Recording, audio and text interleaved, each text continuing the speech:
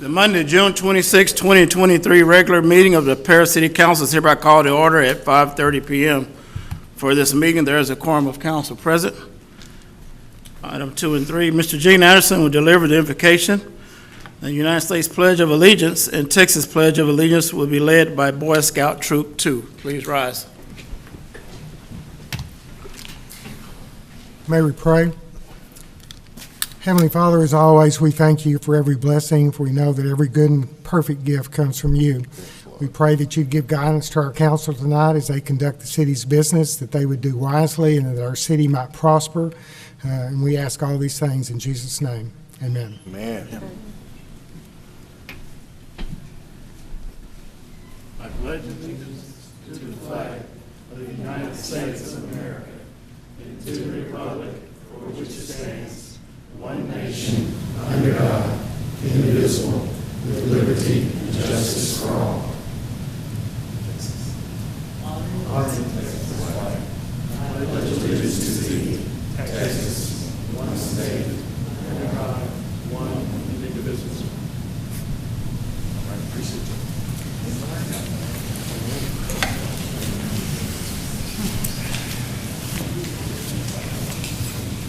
Item number 4, the citizens forum. Persons desiring to address the council must limit their presentation to no more than 2 minutes. Unless an item is posted on the agenda, the Texas Open Meetings Act prohibits the council from responding to any comments other than to refer the matter to a future agenda, to existing policy, or to a staff person with specific factual information.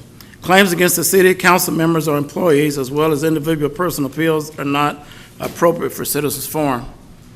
If necessary, the City Council may convene into executive session under Chapter 551 of the Texas Government Code regarding any item on this agenda. The public forum is now open. If there's anyone who wishes to address the council, please state your name and address for the record.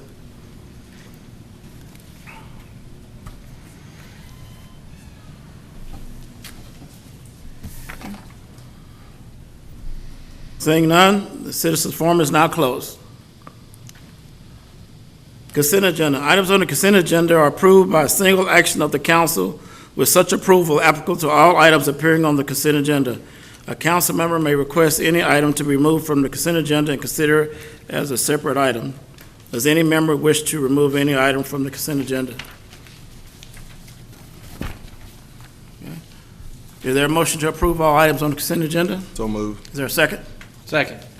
All in favor, say aye. Aye. All opposed, say no. Okay. Item number 13, discuss, conduct a public hearing, act on an ordinance considering the petition of Mike Clark, Spring Lake Baptist Church, for the comprehensive plan amendment from Office O to high-density residential HDR in the City of Paris, Block 311, part of Lot 11, 6.9 acres, located at 3500 Clarksville Street, LCAT 102995. Staff, do you have a presentation, please? Mr. Mack? Thank you, Mayor, members of council. We have a request before you this evening to amend the city's comprehensive plan for the subject parcel that's shown here in this location, right off of Clarksville. We did conduct a public hearing on this item before the Planning and Zoning Commission on the re-guiding of this property, 6.9 acres. There would be anticipated a future division of the property in the event that the site is sold and the land is to be further developed for this higher density residential development. On that basis, both the Planning and Zoning Commission as well as city staff is recommending approval of the amendment to the high density residential. I will open the public hearing and ask for anyone wishing to speak in favor or opposition of this item to please come forward. Seeing none, I will now close the public hearing. Is there any discussion? This follows in line pretty well with the future use plan. This does amend that future land use plan. It falls more in line with the current surrounding use of the property. So we'll be probably looking at the larger area in the future as we update the land use map in the future, but in this case, we're strictly reacting to the application before us.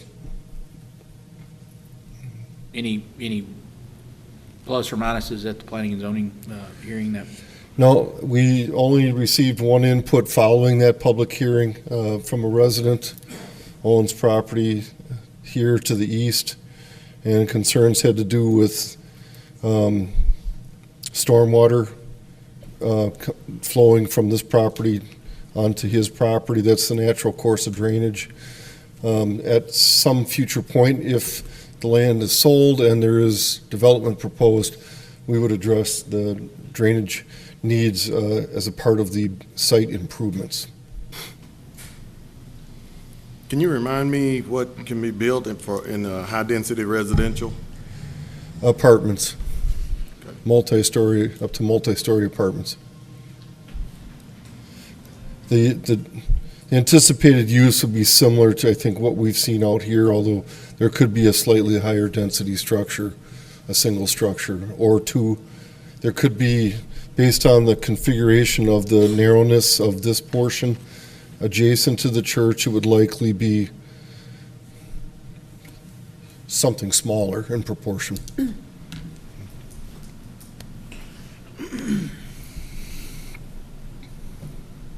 Is there any further discussion?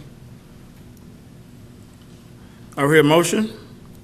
I hear a motion to change the comprehensive plan amendment from office to high-density residential as written in item number 13. Is there a second? Second. All in favor, say aye. Aye. Aye. All opposed? Motion carries 6-0. Item number 14, discuss and continue the public hearing and act on an ordinance considering the petition of Mike Clark, Spring Lake Baptist Church, for a zoning change from a one-family dwelling, District Number 2, SF2, to a multifamily dwelling, District Number 2, MF2, in the City of Paris Block 311, part of Lot 11, 6.9 acres, located at 3500 Clarksville Street, LCAD 102995. Mr. Mack? Thank you, Mayor, members of council. This item follows the amendment to the plan so that we are now zoning in accordance with the comprehensive plan. They have requested this change to MF2, again, in order to accommodate higher density. You'll see the subject parcel is slivered in here for single family. Certainly worked for the religious institution with the church that's there. This will basically amend all of this. That church would still be a permitted use within that district. It would set the course, though, for future improvements. Again, if the property is sold and a developer comes forward at that point, we would then subdivide and then react to a development plan. The public hearing was held on this item, and again, the Planning and Zoning Commission, as well as staff, are recommending approval of the rezoning this evening. Okay, I will continue the public hearing and ask for anyone wishing to speak in favor or opposition of this item to please come forward. Seeing none, the public hearing is now closed. Is there any discussion?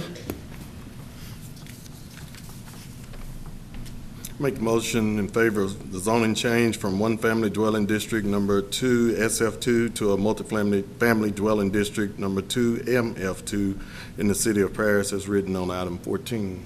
Is there a second? I second. All in favor, say aye. Aye. Aye. Opposed? No. Motion carries 6-0. Item number 15, discuss and conduct a public hearing and act on the ordinance considering the petition of James Martinez, Creative RE Investments, LLC, for a comprehensive plan amendment from low-density residential LDR to medium-density residential MDR in the Spring Lake Addition, Block 6, Lot 12, located at 2801 East Price Street, LCAD 19795. Mr. Mack? Thank you, Mayor, members of council. The subject property before you is shown on the computer right now.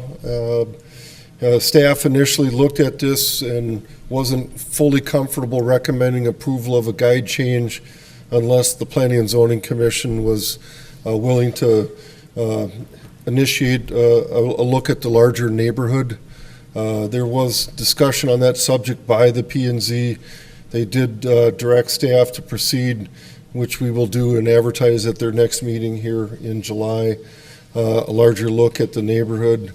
The subject property is here, it's the one single lot, but we're included in the study area.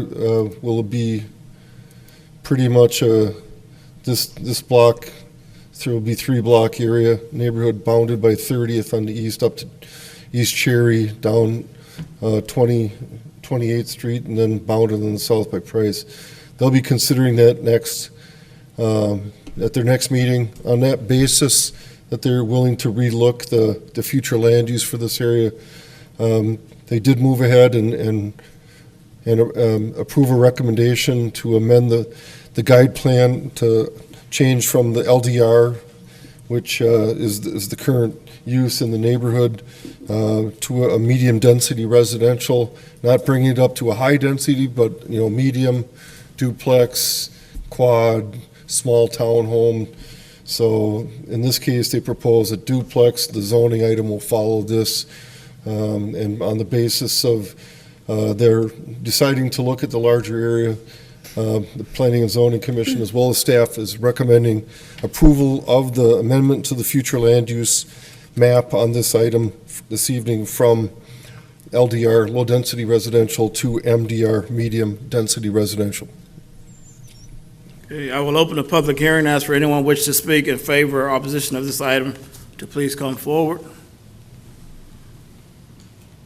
Seeing none, the public hearing is now closed. Is there any discussion? Seeing none, I will hear a motion. I move to change zoning as written on item number 16. Is there a second? Second. All in favor, say aye. Aye. Aye. All opposed, say no. Motion carries 6-0. Item number 16, discuss. Excuse me, that was, you said item I number said 16? 16, I'm Should've been sorry. 15. Yeah, 15, yeah, Item number 15, for the record. gotcha. All right, item number 16, discuss, conduct a public hearing and act on an ordinance considering the petition of James Martinez Corona RE Investments LLC for a zoning change from one family dwelling district number 2, SF2, to a two-family dwelling District SF in the Spring Lake Addition, Block 6, Lot 12, located at 2801 East Price Street, LCAT 19795. Mr. Mack.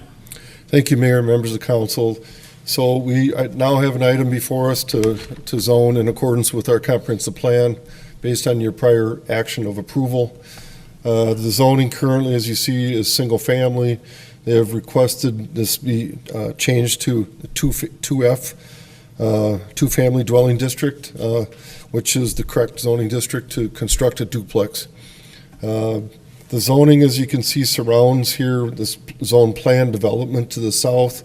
We have a bank here. The zoning to the west is not in accordance with the current use of the property. It's a commercial retail building. We have further commercial development along Collegiate. So this Street 28 serves as a transitional break between the single-family neighborhood and the surrounding commercial uses of the property. On that basis, this serves as a transition, reducing from commercial to medium density, then at some point gravitating back towards single-family, depending upon where the land use study shakes out at the next Planning and Zoning Commission meeting in July. But on the basis of the amendment to the plan for this parcel and the surrounding land uses and zoning, both Planning and Zoning Commission, as well as staff, is recommending your approval this evening from the change in zoning from SF2 to 2F. I will hear, open the public hearing for anyone wish to speak in favor or opposition to this item to please come forward. Seeing none, the public hearing is closed. Is there any discussion? I hear a motion, please. I move to change the ordinance and consider the petition of James Martinez Creative RE Investments, item number 16, and change the zoning from one-family dwelling to two-family dwelling as written. Item 16, I got it right this time. All right. Second. Is there a second? All in favor, say aye. Aye. Aye. All opposed, say no. Motion carries 6-0. Item number 17, discuss and conduct a public hearing and act on the ordinance considering the petition of the City of Paris for a zoning map amendment created in the HD 19 Historic District overlay. The area encompasses 21 acres, include 500 through 900 blocks of Pine Bluff Street, the 300 through 600 block of Fitzhugh Avenue, the south side of 600 to 700 blocks of East Cherry, the east side of the 300 block of 6 Northeast, the 300 block of 8th Street Northeast, and the addresses 803, 925, and 936 of East Booth Street. Mr. Mack. Thank you, Mayor, members of City Council. This evening, I would like to express appreciation for our Historic Preservation Officer, Sherry Bedford, who with me has worked very hard on this. I'd also like to acknowledge some of the efforts of our intern that we had working in the Main Street and HPC areas last year. In advance of that, several years back, we did an update for the inventory of this neighborhood. This neighborhood is already, as shown on the agenda, in the National Register of Historic Districts and places as designated by the national agency. So what we are undertaking tonight is the final public hearing and approval stages for the creation of a local designation and adding District 19, HD 19, encompassing this approximate 21 acres. We have also conducted an open house last fall. We had a nice attended open house here in our chambers. We then followed that up this spring. We did a presentation out in the neighborhood. We did a very nice background presentation on the history of the neighborhood, talked about what incentive opportunities will be associated with this once it's designated as a local historic district. The council recently just approved increasing the amount of facade grants that we make available for both commercial as well as residences. And so this area, once this is approved, will then qualify for those facade incentives, which were increased from $1,000 to up to $2,000. And so in addition to that, we appreciate the work that the HPC did on this as well, hosting the open house here and having a good deliberate discussion about the importance of this to the community. So on the basis of that recommendation coming from Historic Preservation Commission, the Planning and Zoning Commission, because of the aspect of the larger amendment to the overlay for the zoning map and the zoning ordinance, as a recommendation from both of those bodies to the council, along with staff, we recommend the City Council's approval of this ordinance this evening. Okay, I will open the public hearing and ask for anyone wishing to speak in favor or opposition of this item to please come forward. Good evening, Carlton Cooper, 646 Fitzhugh Avenue, and I'm here to speak on behalf and in favor of the Pine Bluff Fitzhugh addition, which is, as Mr. Mack said, is on the National Register of Historic Districts. And I would like to ask the council to support the Historic Preservation Commission and also the Planning and Zoning Commission, as well as the citizens on Pine Bluff and Fitzhugh. Thank you. Thank you, Mr. Cooper. My name is Glee Emmett. I live at 3065 Aspen. I have served on the Historic Preservation Commission, and I ask your approval for this wonderful project. Thank you. Thank you, ma'am.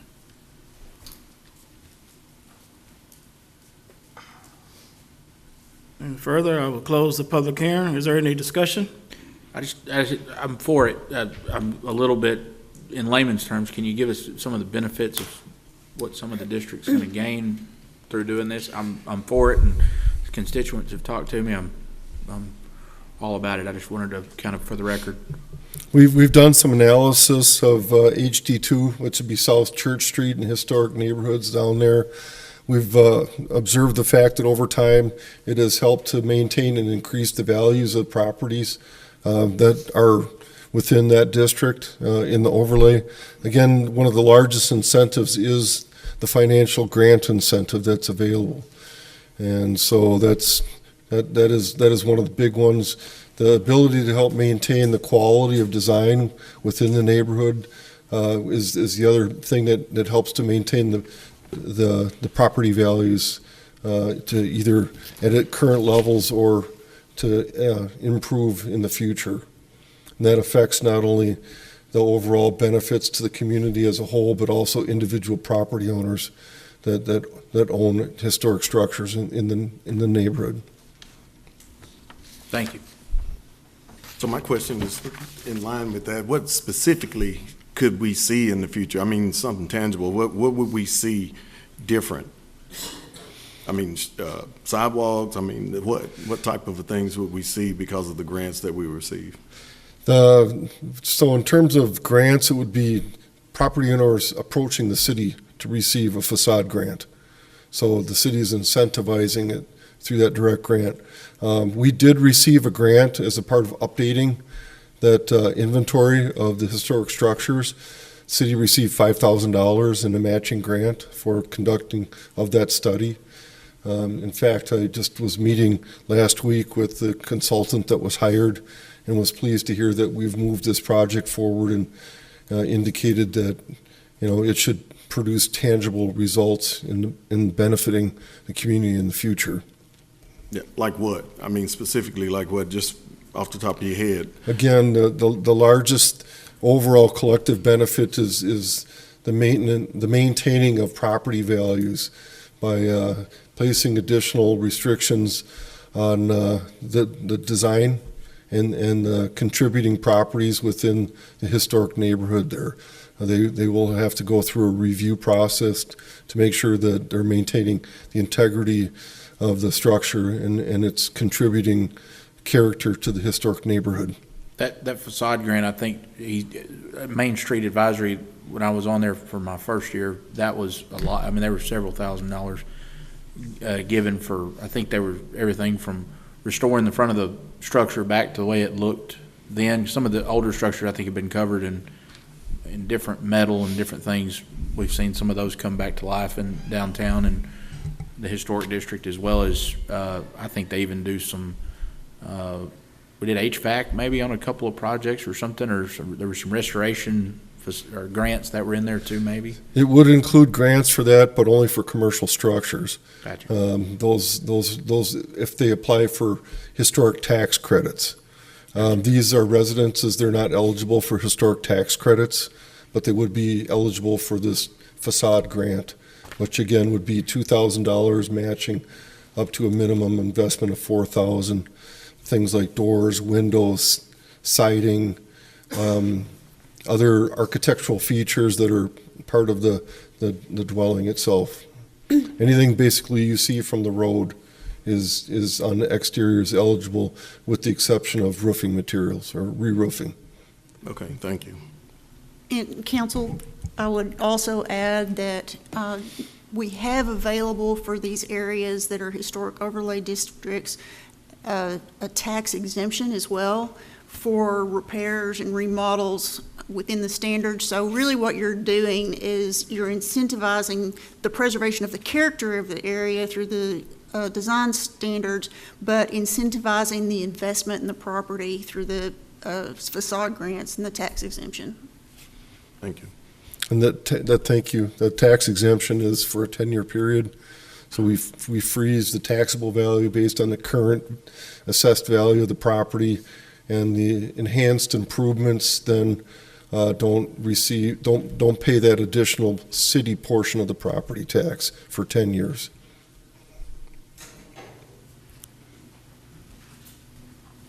All right, is there any further discussion? Make a motion that we approve item 17 as written. Is there a second?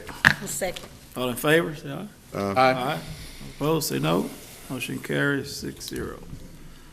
Item number 18, receive a presentation about the signal stop, reverse back in angle parking trial. Mr. Mack. Thank you, Mayor, members of council. We're going to give another try in our downtown to help to improve safety within the community. We heard very overwhelmingly as a part of the 90-day stop sign study that we have a need for improving safety, reducing speeds in the downtown. In this case, we conducted a conference here late last summer. We had a renowned speaker that attended our community, made a presentation. We did a walk audit through the downtown. One of the things that he recommended we take a look at doing is reverse angle back-in parking. He suggested we just pick a small area of the square and try this on a short-term basis. We've had the opportunity to meet with our partners at TxDOT, who have given their blessing for trying this out on a short-term basis. The plan is to implement this on July 7th at Friday, 9 a.m. in the morning. Give this a try. We found, based on our analysis and study of this being done elsewhere throughout the country and in Texas, that we get some benefits to improve safer alternative for parking maneuvering. Number one is that it's safer for passengers to enter and exit the vehicle and going to and from their sidewalks when they park. Also, back in angle, park car doors, trunks, and hatches open to the sidewalk instead of out to the street like they normally do now. Also improves vision as the driver is exiting the space once they've successfully, parked in the location, to be able to exit out. They have improved visibility and a safer, easier time to be able to merge into the drive lane. We also found that it's more efficient to do this. There's, as compared to parallel parking on the opposite side of the street, there's one less movement in order to do that, so it's more efficient and can be done a little bit faster. We also believe that it's going to it has the potential to reduce accidents over time, and also that we have the one less turning movement to it, which makes it just safer overall in terms of parking. So we've done a number of things with this. We've had a small committee that's been we're working at a staff level, including representation from the council, to employ various safety measure improvements. We've been doing some painting. We've boxed in some parking spaces that are parallel within the downtown. All of these have sort of added to the calming effect for traffic. We've been doing some speed monitoring as well as traffic counting during this trial testing period.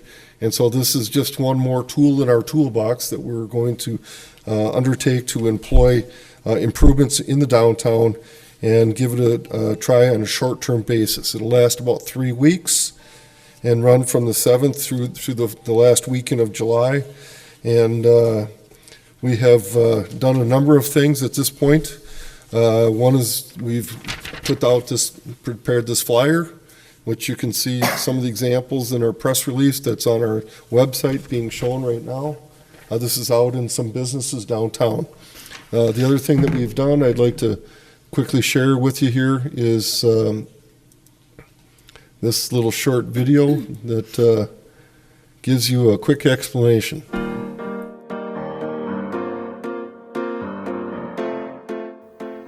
Back-in or reverse angle parking is coming July 7th to downtown Paris for a 3-week trial. The trial area will be on the west side of the plaza, and the trial will end on July 29th. Back-in or reverse angle parking allows for more parking spaces than traditional parallel parking spaces, and since all of the doors open away from oncoming traffic, it's safer for loading and unloading. Here are some simple instructions to get you started in 3 easy steps. First, you'll need to find an available parking space and turn on your signal to let others know where you intend to park. Second, pull past the space and stop. Third, put your car in reverse and back into the space using your rearview mirrors to see the parking lanes. When it's time to go, it's easy to merge into traffic since your car is already facing the street. It's also easier to see cyclists, pedestrians, and oncoming traffic. Now you're ready to go.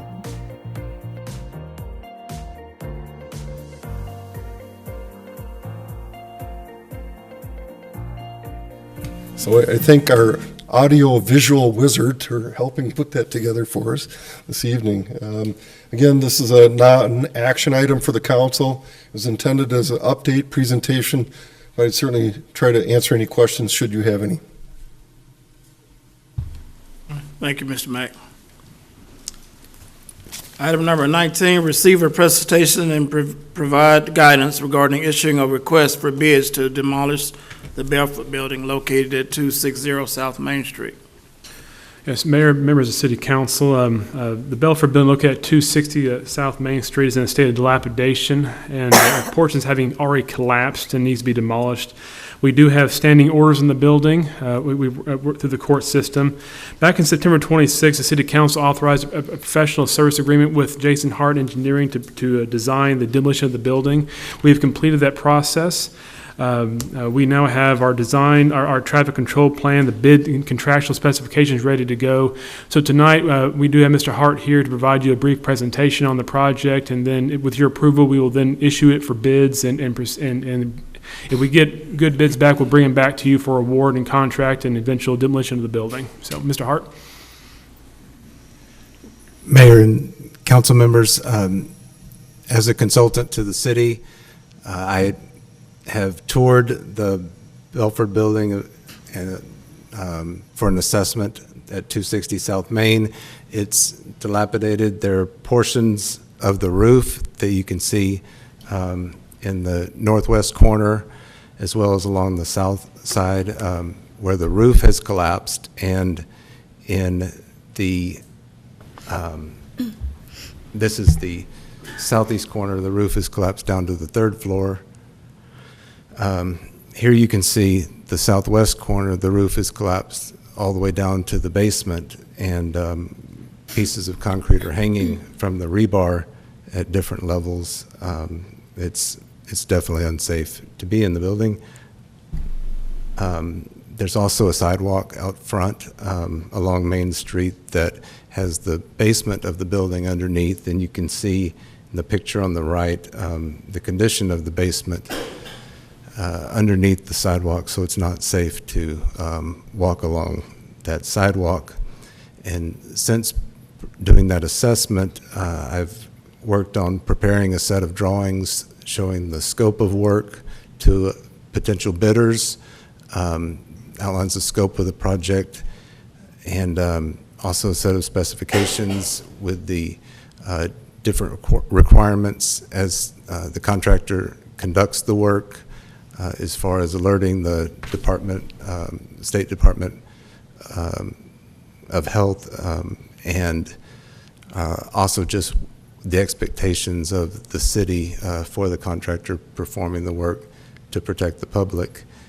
And so when the project's finished, if it does move forward, the building would be demolished, the slab in the basement would be removed, and then the site would be backfilled, and it would be seeded so that it would just be a lot when it's finished, and that's a summary of the project. And as part of this, there's a temporary traffic control plan because Austin Street would need to be closed during the project. That temporary traffic control plan's been presented to the local TxDOT office, and they have approved the temporary traffic control plan as shown, and so that is incorporated into the bid documents, and the contractor would be responsible for implementing the temporary traffic control plan. Are there any questions? Or we had talked about it a while back. You can't give me a bid, but can you give some kind of idea on a range, just what a project like this would be in the cost side, and then also too, how long of your good demolition company that would come and do a project like that, how long timeline wise does it take them to move something like this? I estimate that from the time the contractor is given access to the site until they seed the site, I estimate approximately 10 weeks is my estimate. And as far as price, I'm thinking that the price would end up somewhere between $500,000 to $700,000 is my estimate of what it would cost. But it will be competitively bid, but also the criteria in the documents is not purely price-based. We also have a scoring system where qualifications and reference checks are also incorporated. Price is a major component, but it's not the sole component for evaluating potential contractors.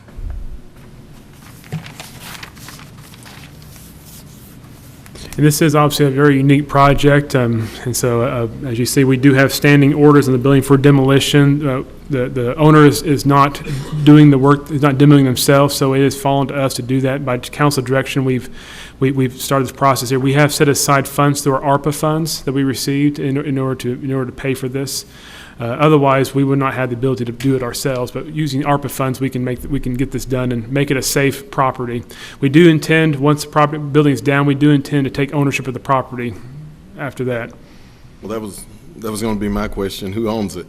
But, we've discussed it before about kicking the can down the road because it's coming down. It's just coming down slowly over years, and we can wait and just let it keep falling down, or we can go ahead and take it down, which is the best option, and just look to the future to see what we can do with that property. I mean, I'm sure it could be turned into something very nice, that area. So I think we should just quit kicking the can down the road and get it done. It is a safety concern we have for our community, as well as a major eyesore for our downtown. We've had many developers downtown who are putting lots of dollars into making our downtown a better place. We had a lot of private investment. The city's invested a lot. This would help as one of our main entryways coming up on Main Street to help improve that downtown look. And so lots of positives to bring this building down. Right. Is there any problem with taking ownership once we get the building down? We have a judgment lien on that building based on a lawsuit we brought to reduce civil penalties to judgment. I believe that was in 2018. So we have a judgment lien in the amount of well over $2 million. So the way we would obtain ownership is to set it for a sheriff's sale to satisfy the judgment. And then, the city can bid on that, up to $2 million without any money changing hands because we've got that judgment lien. Whatever the winning bid goes to satisfying that judgment lien. So I don't foresee any difficulty being the high bidder at that auction. And given significant tax dollars being used to spend this, I think the city should control that future of that property for the better of our community. Absolutely. And the reason that we haven't done that already is we don't want any of the liabilities associated with that building being there. Yep. So that, it would be very difficult for the current owner to sell it out from under us, given that judgment lien. And so once we get that down, and there are no liabilities associated with the building itself, we can set that for a sheriff's sale and take care of that ownership issue. Does the city, do we want to retain it in our portfolio, or would we be able to in the future if there was some opportunity for development of some kind there, that we could use that as a kind of parallel with, we can't use it with the EDC because it would have to be manufacturing, obviously that wouldn't work, but some kind of 380 agreement that we could do if we had a possible employer or possible business that wanted to do something there. Is that yes? All those are they're impossible once the building is down, it's made safe, and we open it up and we own at that point. Yes, all those are possible. Yes. Perfect.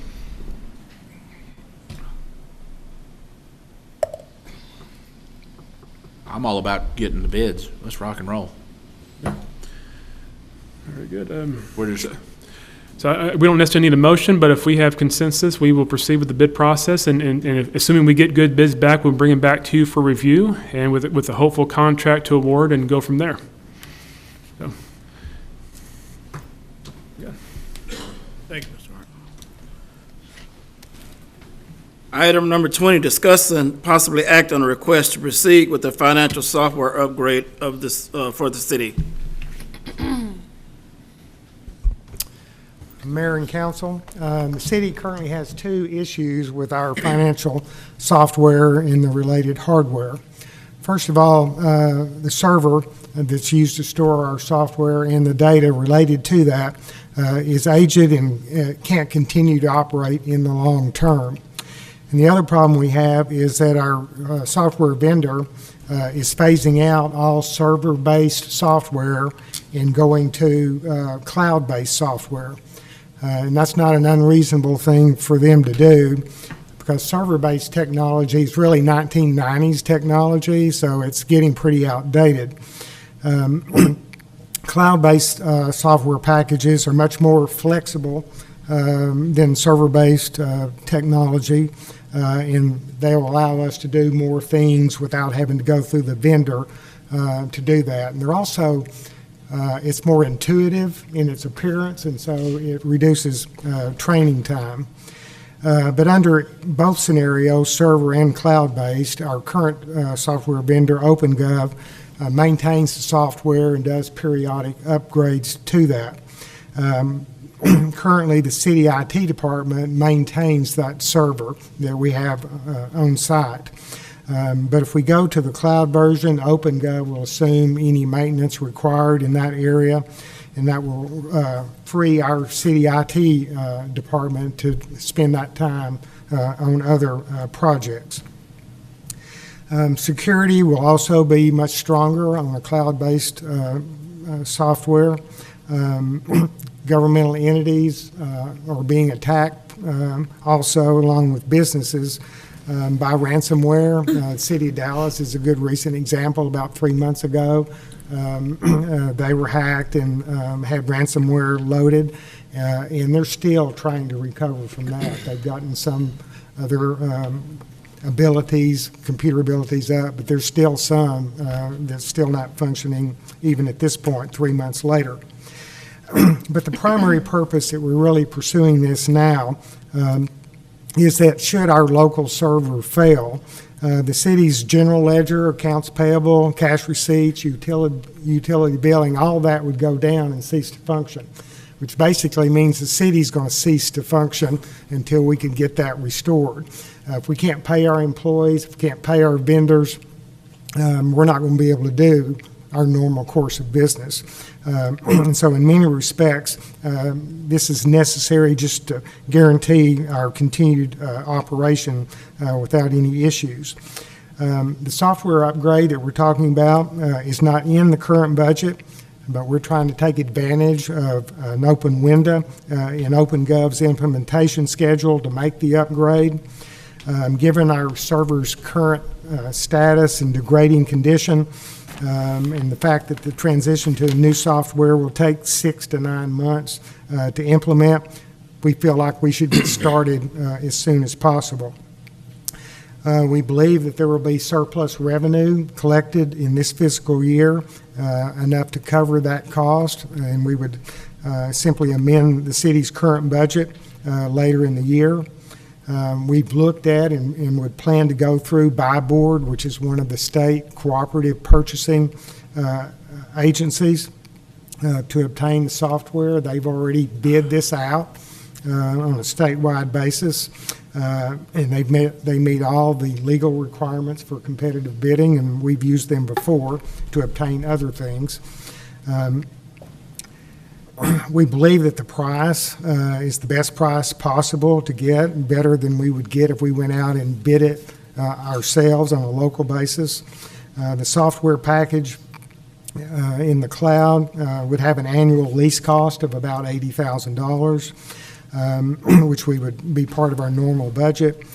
The implementation cost, which would be a one-time cost, would run $174,150 based on the Buy Board bid. There are two options really that you could take tonight. You could authorize the city manager and myself to pursue the Buy Board competitive bidding price with OpenGov and implement this software project as described in the agenda memo that I provided to you. The other option is to request additional information regarding the issue, or reject the price, the buy board price, and give us direction on what you would have us to do, after that point. Of course, the city staff recommends the first option. I have from OpenGov, Chris Barber and Chloe Cohort here with us tonight. They can join me in trying to answer any questions that you might have. Is there any discussion? I just had one question.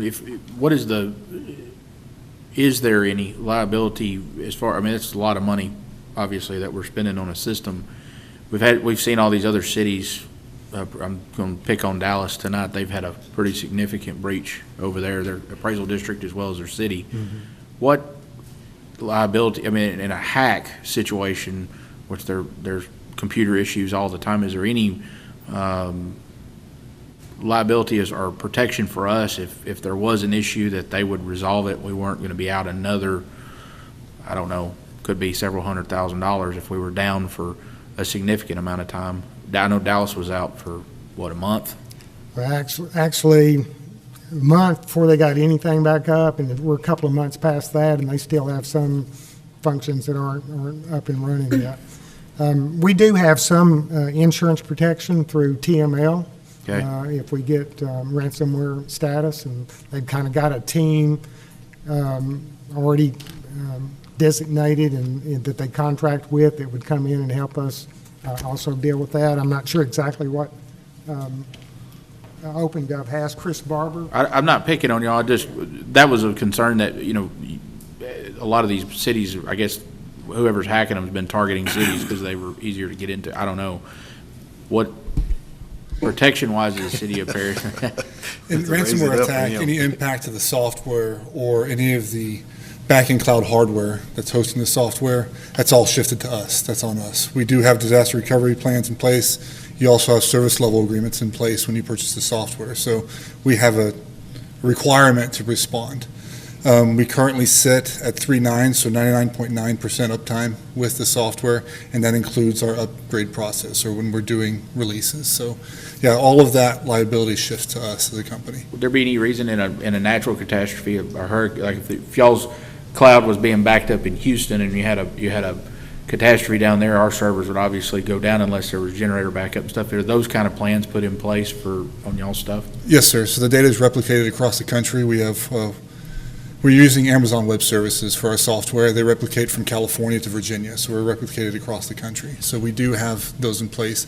And again, we do have full disaster recovery plans in place, everything from nightly backups of that software and of the data so it can be restored, and then internal backups of the software and data. Awesome. So if you were to delete a file, we could bring that file back up. So we store images. If you accidentally delete an image, we can bring that image back. Okay. Gene's an Excel kind of guy, I can tell, so I am too. Gene, when is the last time we had a software upgrade for the city? Well, we've been on a server-based software, I like to say, since the 90s, because it was in the 90s that everybody had a server-based software. Now, the operating software gets updated periodically all the time, little tweaks and improvements to it. But the primary issue that we have here is the server, where we store it and where it's the backup and that part of stuff. The cloud just, in addition, the current software works. We've made it work. But the cloud is it's modern technology. It's 2020 technology. And it's so much more flexible, and it's easier to train on. It's easier if we have some unusual circumstance, we could extract the data out and develop a new report on our own without having to even contact OpenGov at all. And we can't always do that now because it's not as flexible. Yeah, and I know if software goes down, it causes a huge problem because one of our local industries, theirs got hacked and they were down like 3 months. Mm-hmm. Yeah, so it was hard to pay people, keep up with time, all those type things. Yeah. Well, it is a big deal now, the security issue, and this will greatly improve our situation. We just can't do everything that OpenGov is capable of doing. So, All right, thank you, Mr. Anderson. Is there any further discussion? I'm on board if staff's on board. They know more about it, y'all know more about it than we do, or I do. I mean, We typically would have brought this as a budgetary item, but it's expedited itself, and we feel we're running out of time. And so we were hesitant to wait another few more months, since we have, as you saw in your early agenda item, looking at your financials, we have the revenue coming in to support this. So we'd like to jump on as fast as we can before this thing does go bad on us. All right, is there a motion? I make a motion to proceed with the financial software upgrade as written in our agenda item number 20. Second. Okay, all in favor? Aye. All opposed? Motion carries 6-0. Item number 21, discuss and act on a resolution appointing board members to the Board of Adjustment.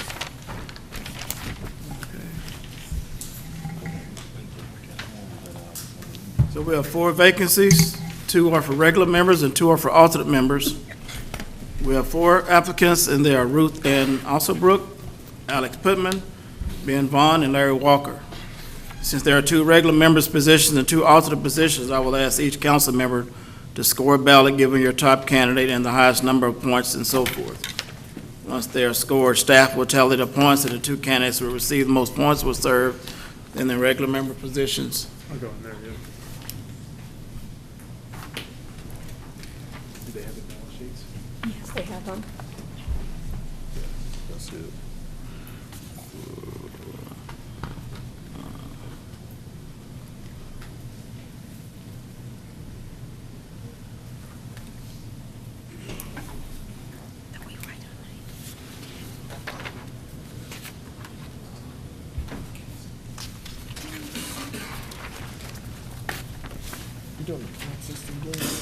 It's like 4 points for the top one. I forgot. It's been a while.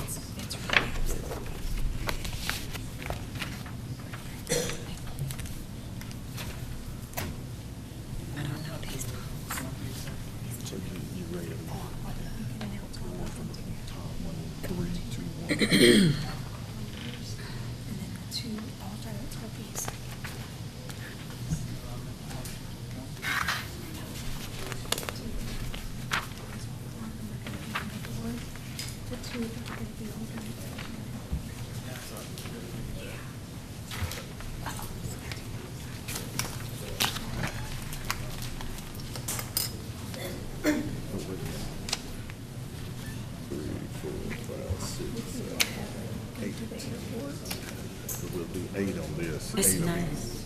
It's 9? Am I dictating which direction I we're almost going? got the wrong one. Yeah, Yeah, it is 9. I can't. I can either one. Oh, there's a blank there, Oh, okay. outside Stand there. Curtis. Okay, I was counting blanks. Okay, there you go. Mayor and council members. On the airport board, you're going to see 2 candidates on there. I'm sorry, I'm losing my voice. One is Leandra Mahon.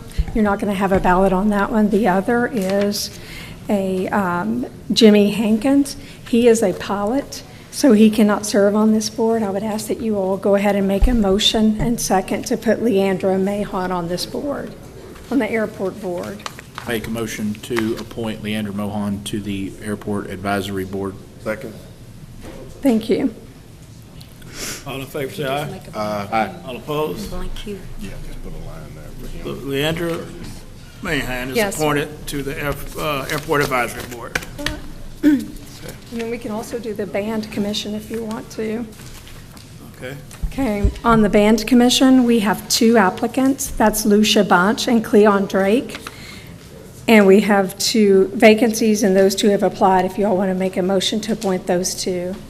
Which one are you on? I'm sorry. Band The commission. band. Band Commission? Uh-huh. Yeah, 2 vacancies and 2 appointments. I'll make a motion to appoint the 2 vacancies to the 2 applicants, Ms. Drake and Lucia Bunch. Miss Bunch. Ms. Bunch. I'm losing my voice, sorry, y'all. Second. All in favor? What was the motion? I missed it. You had Cleon Drake and Miss Bunch that were the only two applicants for the Band band commission.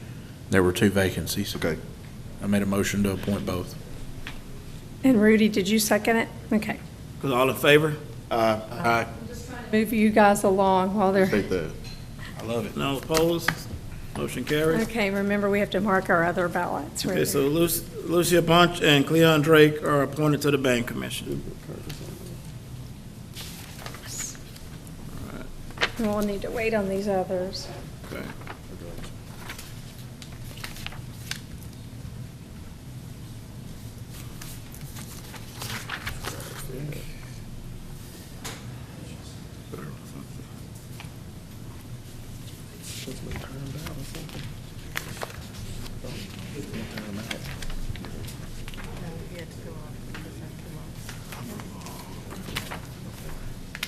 I was looking for his name.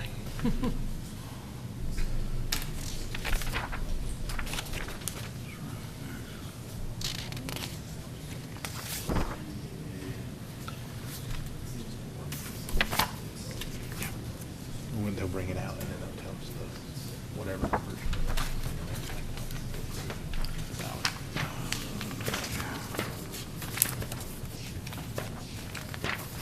Thank you. Okay.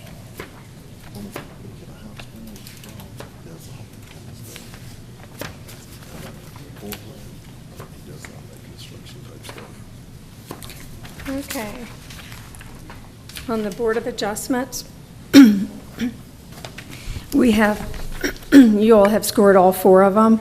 So the top 2 scores will be the regular board members. The other 2 will be alternates. So Alec Putman and Ben Vaughn will be your regular board members, and Ruth Ann Alsterbrook and Larry Walker would be your alternate members. But you do need to vote on it. I'll make a motion to appoint the board members as Ms. Janice just explained to them per the ballot for the Board of Adjustments. Second. All in favor? Aye. All opposed? Motion carries. Okay.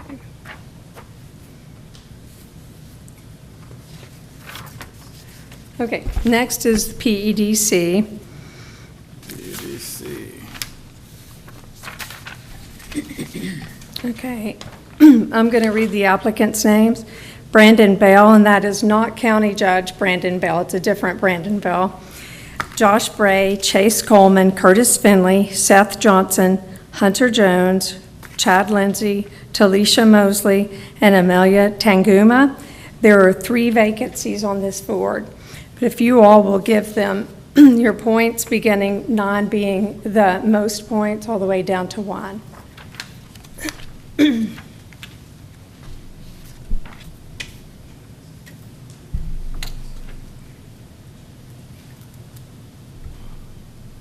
We're going to get to it.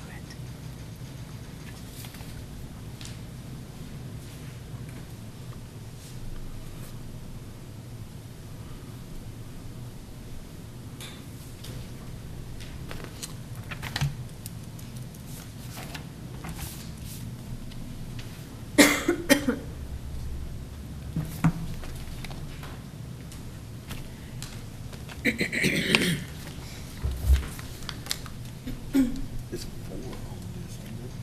It wasn't the 3 in the line, but it's actually 4 on that one right there. They didn't have a line there, so that was okay. Okay, yes, thank you. Yeah, it's 4. Which one is this? Which one is this? The PEDC. Thank you. There you go. Oh, you're good. Ahead of the game. I've already got yours. Okay. One more.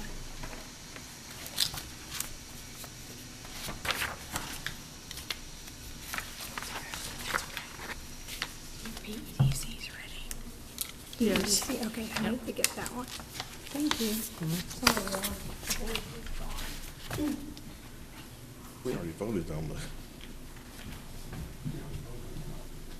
yes. so we don't have to You worry know, about the we're last. good. What was the other one? Was it just What? that No. one? No, we haven't voted on the library. Okay. We voted on band. No, she can't, so you're gonna take her off. Take her off. Take Cleon Drake. Can you say that out loud? I am. Who? You can take Cleon Drake off of the Library Advisory Board ballot because she voted her in on another board. So we can mark her off. So it'll only be 4 on the library. So all of them will go in. She was also on Main Street Advisory. We can take her off of there as well. Thank you all.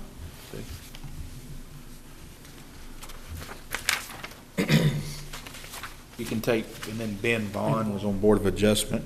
You can take him off of Building and Standards, Historic Preservation, and Traffic Commission. Who was that? Ben Vaughn. Ben Vaughn. Taking off Traffic Commission as well. You can take, I think that's it right now. Yeah, I've already done it.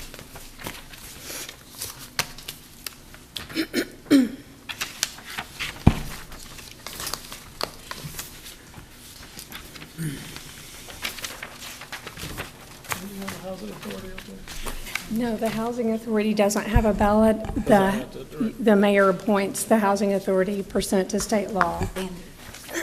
Don't let me forget that one.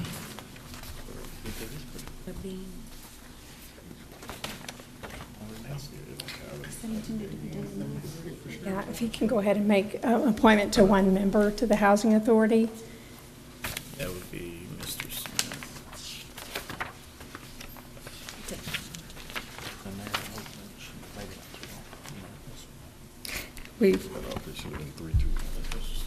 Okay, you're going to appoint Mr. Smith? Yes. Okay, I'm going to make a note of that. So make sure everyone understands that the mayor is appointing Steve Smith to the Housing Authority.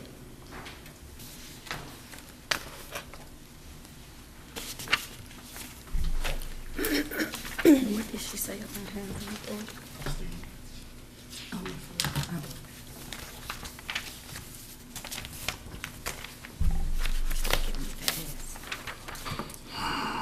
Should be on the historic.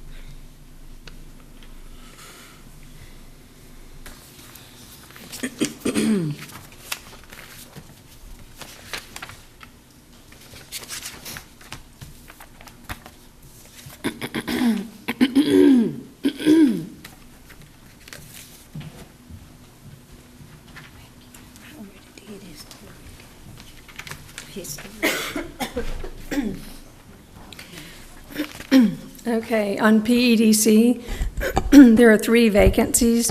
The 3 people receiving the top points is Josh Bray, Chase Coleman, and Curtis Finley. So we'll need a motion on those 3. So move. Second. All in favor? Aye. Opposed? Motion carries. Okay. Next is the Planning and Zoning Commission. There are 4 vacancies on that commission. One of them is an unexpired term. The applicants are Andrew Atkins, Adam Bolton, Seth Johnson, Chad Lindsay, Talisha Mosley, Michael Mosier, Robert Spain, Amelia Tanguma, and Larry Walker.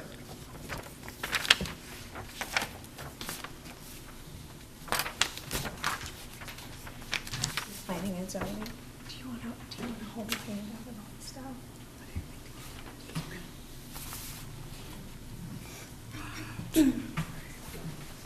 Which one you need? Planning and zoning.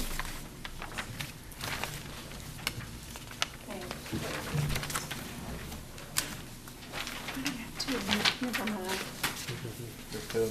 I'm sorry. We see it all. Definitely. I got a question. Okay, Katrina Mitchell. Okay. Both of these. Okay, she didn't get the housing authority, so Okay. she's still here. Yes. Okay, there's only just 3 vacancies here, and Okay, there's only so 2 people. y'all can appoint 2 tonight? So or will we you just can- go ahead and take her off of this? Yes. No, wait would until we we make not? the appointment. Okay. We wait until we See see if which she- one she gets on. Okay, Yeah, all it's right. confusing. Okay. What'd you say? Katrina? We can vote for on Main Street, and if she gets it, then you'll take off of this other one. But do Main Street first. I'm not gonna do it.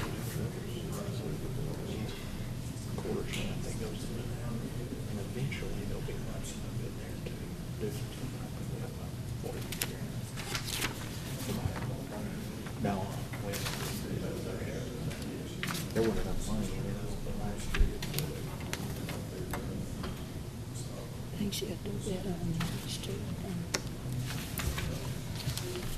traffic commission. I don't know.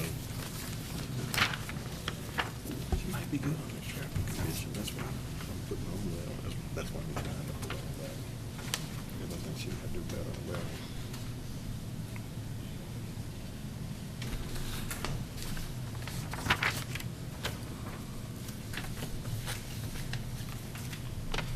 Okay, I'm taking your planning authority. What's next? What's next?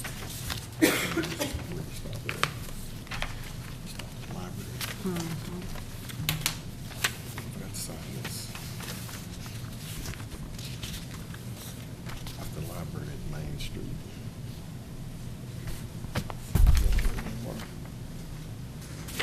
Main Street is right there. Then traffic is last.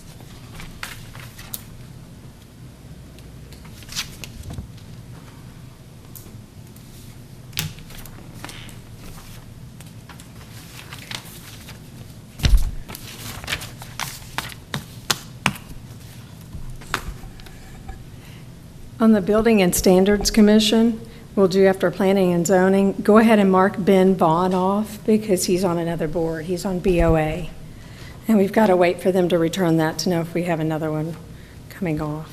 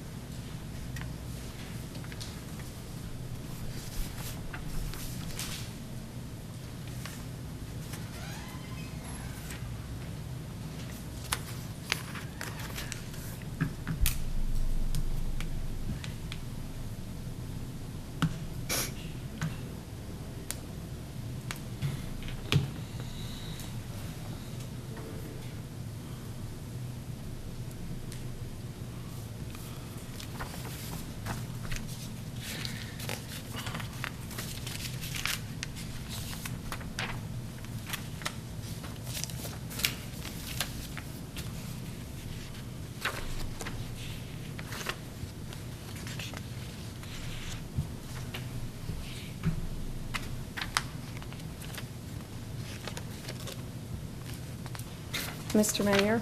Ma'am. If you all want, we can move forward with the Library Advisory Board.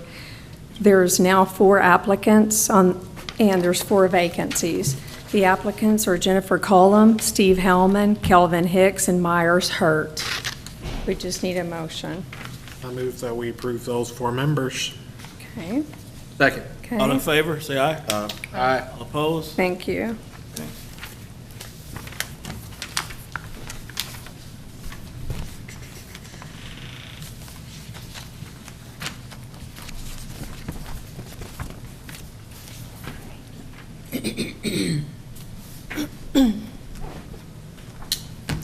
Okay, this is the Planning and Zoning Commission. There are 4 vacancies. The persons receiving the most points are Chad Lindsay, Talisha Mosley, Robert Spain, and Larry Walker. So I just need to get a motion and a second on that one. So move. Second. All in favor? Aye. Opposed? Motion carries. Okay. Okay. Who were the three? Walker. Is Walker, Span. Okay, the next one is building and standards. If you all will strike through Ben Vaughn's name, he's on one of the other boards. There's 2 vacancies on that board.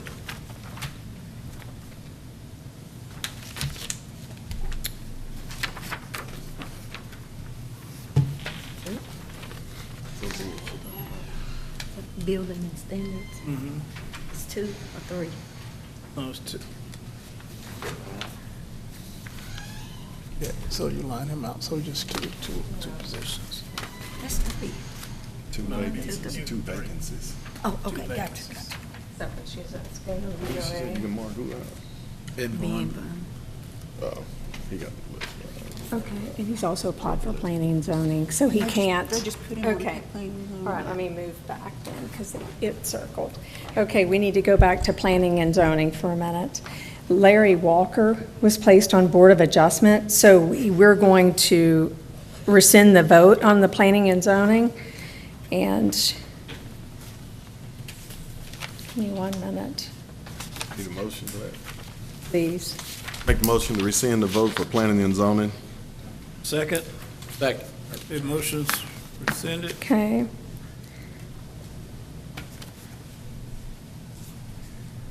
Okay, give me 1 second.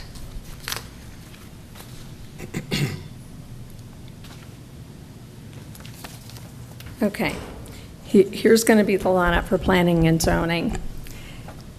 We're going to have Chad Lindsay, Talisha Mosley, Robert Spain, and Adam Bolton. So we need a motion on that one. So move. Second. All in favor? Aye. All opposed? Motion carries. It's on building and Fine. standard. That just leaves 2 for 2. He should have been taken off. Yeah. Right. Yeah, so we're going to go back to building and standards. That's what we were going to do next. And we take Adam Bolton off because he just got appointed.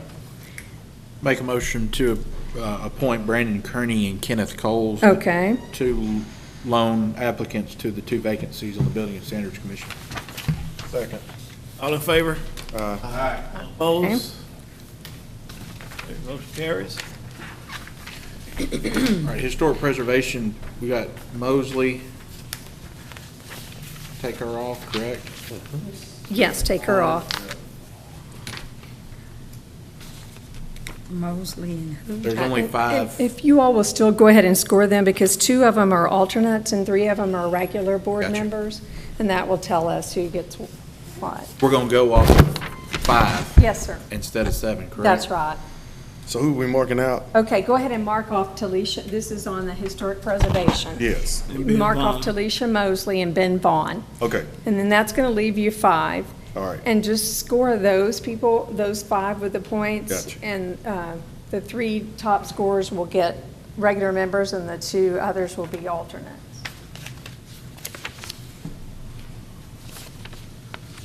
I'm already schooling. I'm confused on my own thing. That's a lot. Figure it out, they'll figure it out. I'll just draw a line straight through there. Thank you.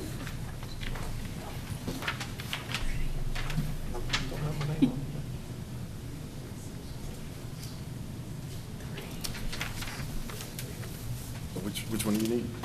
Okay, that, historic. Okay.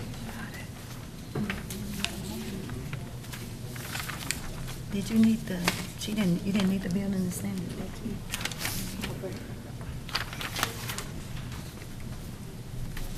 So we got 3 there? Is that right? Okay. Prairie, Tri-State, Main Street.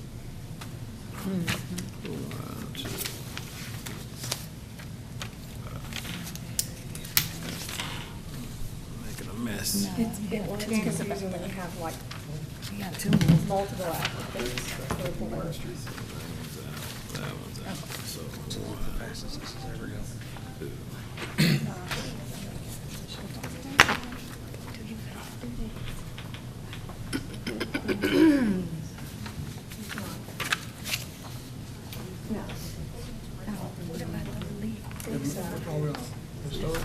Yes.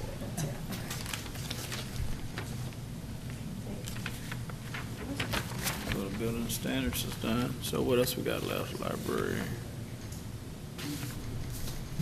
Traffic.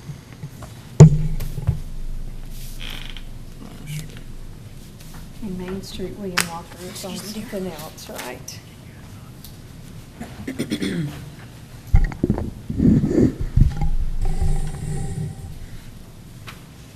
William Walker, he was appointed to something else.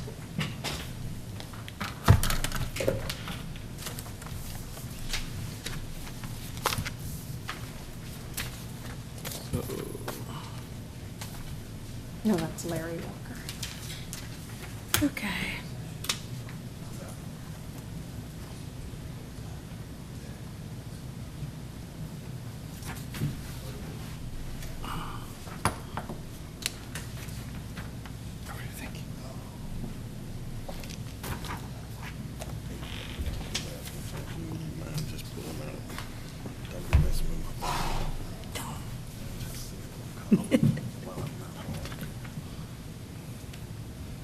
Yeah, you gotta look at item number 23 on your agenda Mhm. and figure out which boards you want to be a part of. Come on, just try, we gonna went through this. Just pick one or something. 23. Yeah.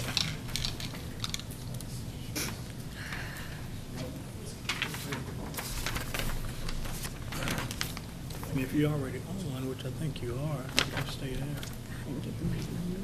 I know they know, but I'm just saying, no.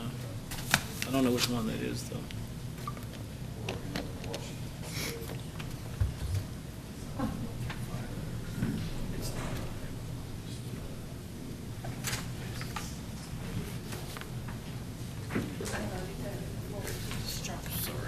I'm sorry. I'll be asking on item number 23 for which boards you want to be an advisory on. So all council members have to try to pick at least something they want to be. So I'll be asking. Airport or. So when we get to that.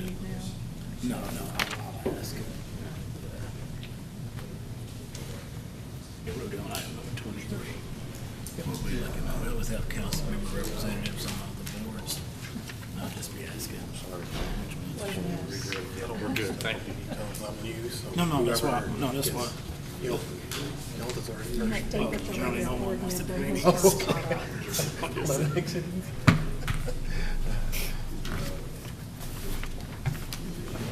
Must be stuck. Oh. It must be stuck on that. Yeah, what? Hey, Janice, Yes. on Main Street Advisory, Yes. which one of the, Cleon, Yes, she's off. didn't we just appoint, We appointed a different Mr. Walker. okay, He, So Cleon is off. never mind, that's it. yeah, I had that Okay. question too. But there might be a couple more there. Yes, after they Okay. finish right there. So Cleon, Ms. Drake is off. Yeah, but there might be a couple more. Yeah, this is gonna be all messed up. Should have waited. Yeah, I should have too. Mark, get it done. I should. I don't know who it is. 'Cause I usually about it. I'm gonna walk through mine.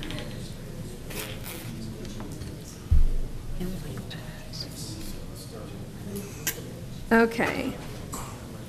This is the Historic Preservation Commission.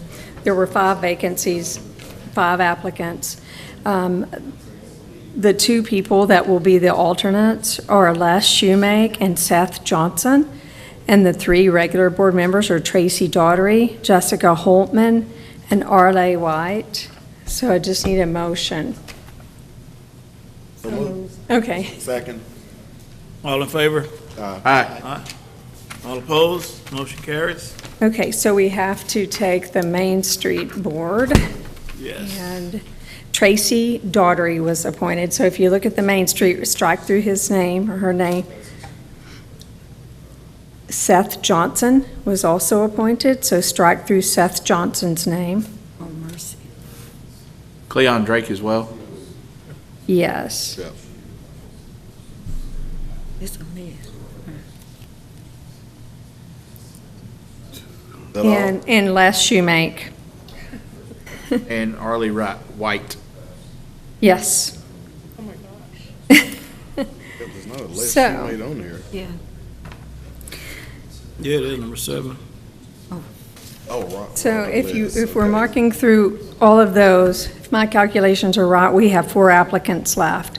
Correct. Glee Emmett, Tyrone Hayden, Katrina Mitchell, and William Walker. Make a motion to approve Glee Emmett, Tyrone Hayden, Katrina Mitchell, William Walker as the 4 applicants and to fill the 4 vacancies on the Main Street Advisory Board. Okay. Second. All in favor? Aye. Opposed? Motion carries. Okay. So now we have to mark Katrina off of traffic, right? Yes, so, and Les Shoemake.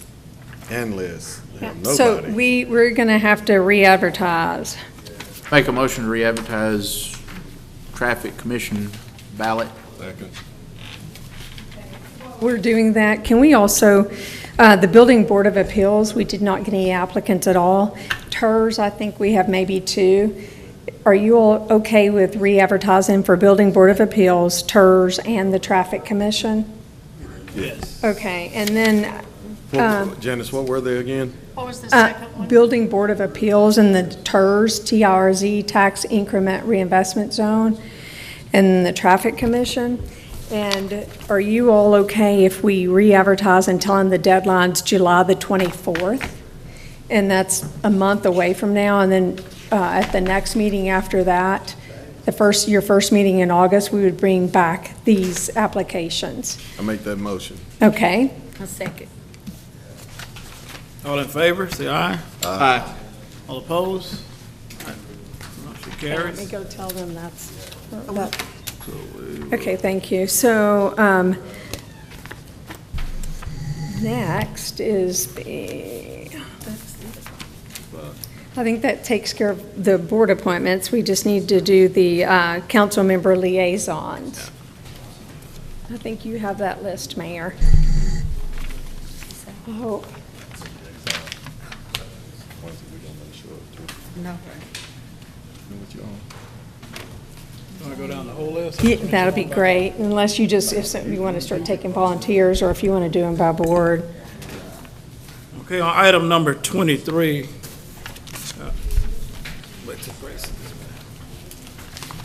Thank you all so much. Thank you so much. We're going to discuss and appoint city council members to serve as liaisons to the various board and commissions. So PUDC, by law, the mayor is to serve as ex officio. Is there another volunteer to serve as a liaison? Mr. Pilgrim?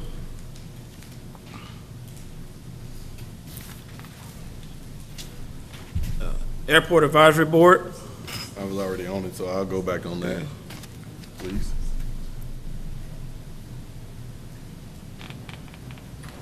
Band Commission?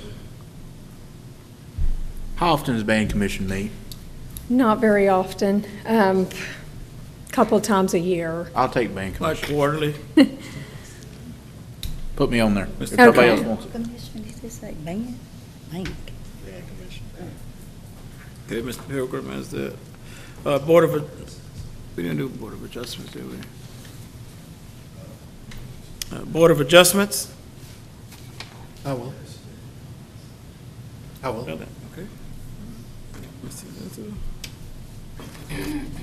a- Building and Standards? We'll get back to that. When do they meet? Meet once a month. The What day? third Monday of the month at 3 o'clock. Oh, 3 o'clock? Mhm. I'll do that. Okay. Savage has that. Historic Preservation Commission.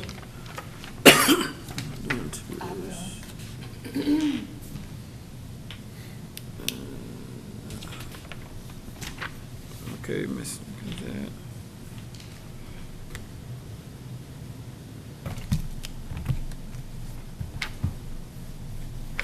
The Library Advisory Board. Was Mahir, It was Miss Knox. Ms. Knox had that. When do they meet? Meet once a month. I want to say it's 5 o'clock on Thursdays, I think. I take it. Okay.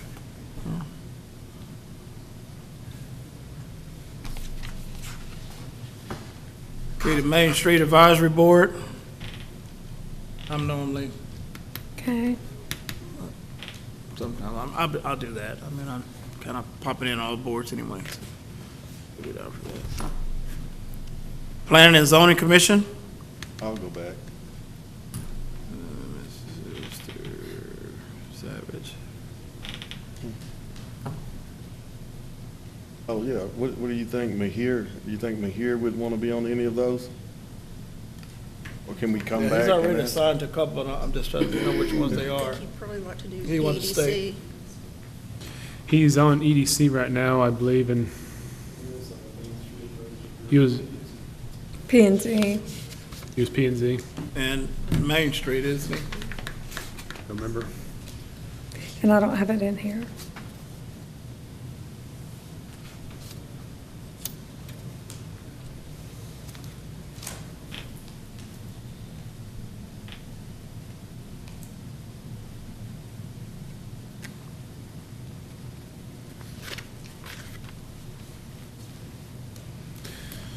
You could let, if you all are okay with it, Councilmember Savage and Mayor Pro Tem Honkage for planning and zoning. Okay. Are y'all good with that? Yes, that's fine. We can-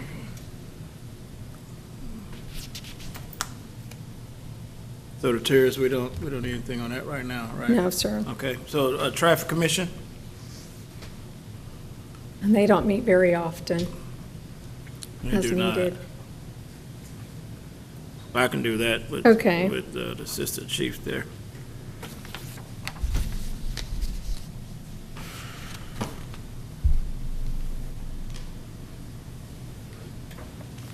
And with regards to Architects Council of Governments, the mayor routinely serves as a council member, may serve on the executive committee. So does anyone want to volunteer for the executive committee for the Architect Council? I didn't even know we had Architects Council liaison, but how often do they meet? Oh. Well, I'll do it. Okay. Wait a minute, how many have I drawn? And you travel, I want to say it's in Texarkana. Texarkana, isn't it? That's right. Yeah, it's just like that. You want it? Yeah, It's in Texarkana? yeah. I'll take All right, it. I'll just Ms. Moore? let her serve Okay. on that board. And the Visitor and Convention Council? I think Mahir may have served on that before. Yeah, okay. Do that, Mr. Mahir. The Love Civic Center Board. I did love Civic Center. Okay. All right. And item number 24, convening to executive session pursuant to section 551.071 of the Texas Government Code. Consultation with the attorney to receive legal advice for the city attorney about, 1, pending or contemplated litigation, and/or 2, on matters in which the duty of attorney to her client under the Texas disciplinary rules of professional conduct of the State Bar of Texas clearly conflict with this chapter, 2, with City of Paris versus Essent Healthcare. Had to recuse myself. Mayor Hughes, Councilmember Norman needs to recuse herself. Yes, Councilmember Norman needs to recuse herself. You need A motion on that? So moved. Second. Second, all in favor? Aye. The time is 7 o'clock, and the city council will convene its executive session.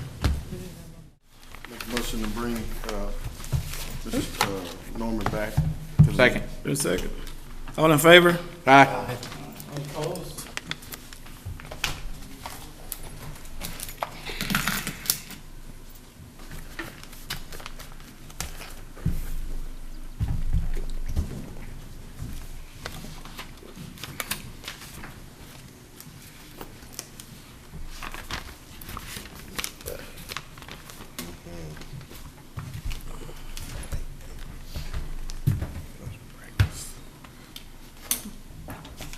Item number 25, reconvene into open session and possibly act on those matters discussed in executive session.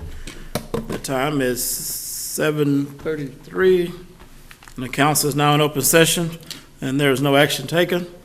Item number 26, consider and approve future events for city council and our staff pursuant to resolution number 2004-081. Does anyone have anything? Item number 27, a motion to adjourn? Motion. Second.